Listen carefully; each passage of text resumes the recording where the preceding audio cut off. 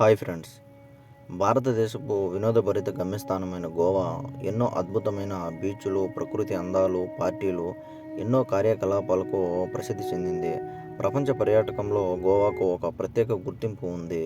ఇక్కడి పర్యాటక ఆకర్షణల గురించి చెప్పుకొని వారు ఉండరు. ఈ సుందరమైన గమ్యస్థానాన్ని సందర్శించాలనుకునేవారు ముందుగా అక్కడి పర్యాటక ప్రదేశాల గురించి ఆరా తీస్తుంటారు. సౌకర్యవంతమైన జీవనశైలికి గోవా రాష్ట్రం ఒక మంచి ఉదాహరణ. ఇక్కడికి వచ్చే టూరిస్టులు అంత త్వరగా ఈ ప్రాంతాన్ని వదిలి వెళ్ళాలని కోరుకోరు.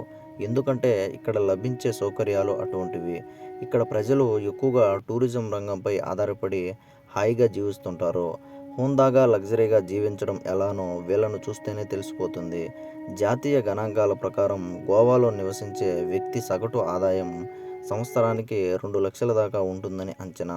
పేరుకు చిన్న రాష్ట్రమే అయినా ఇక్కడ బారుల సంఖ్య మాత్రం పెద్ద రాష్ట్రాల కంటే చాలా ఎక్కువగా ఉంటుంది. అధికారికంగా లైసెన్స్ పొందిన బార్లు గోవాలో 7,000 వరకు ఉన్నట్లు అంచనా.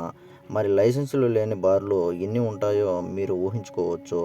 ఈ సంఖ్య ఖచ్చితంగా ప్రతి ఒక్కరిని ఆశ్చర్యపరుస్తుంది. ప్రపంచవ్యాప్తంగా గుర్తింపు ఉన్న పర్యాటక కేంద్రం కావడంతో ఇక్కడ మద్యంపై పెద్దగా ఆంక్షలు ఉండవు. అలాగని విచ్చలవిడితనం కూడా ఇక్కడ కనిపించదు. గోవాలో కేవలం బీచ్లు మాత్రమే కాకుండా విస్తారమైన అడవులు కూడా ఉన్నాయని మీలో ఎంతమందికి తెలుసు? వాస్తవానికి గోవాలో 30% అడవులే ఉన్నాయి.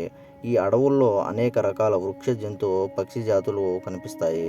275 జాతులకు పైగా పక్షులు, 40 రకాలకు పైగా జంతువులు, సరీసృపాలు ఇక్కడ ఉన్నాయి.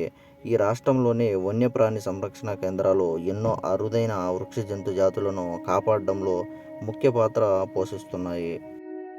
Please subscribe Telugu facts channel. ఇలాంటి మరిన్ని వీడియోస్ కోసం మన ఛానల్ని సబ్స్క్రైబ్ చేసుకోండి. అలాగే పక్కనే ఉన్న బెల్ ఐకాన్ని నొక్కండి. నేను అప్లోడ్ చేసే ప్రతి వీడియోని నోటిఫికేషన్గా పొందండి. Thank you.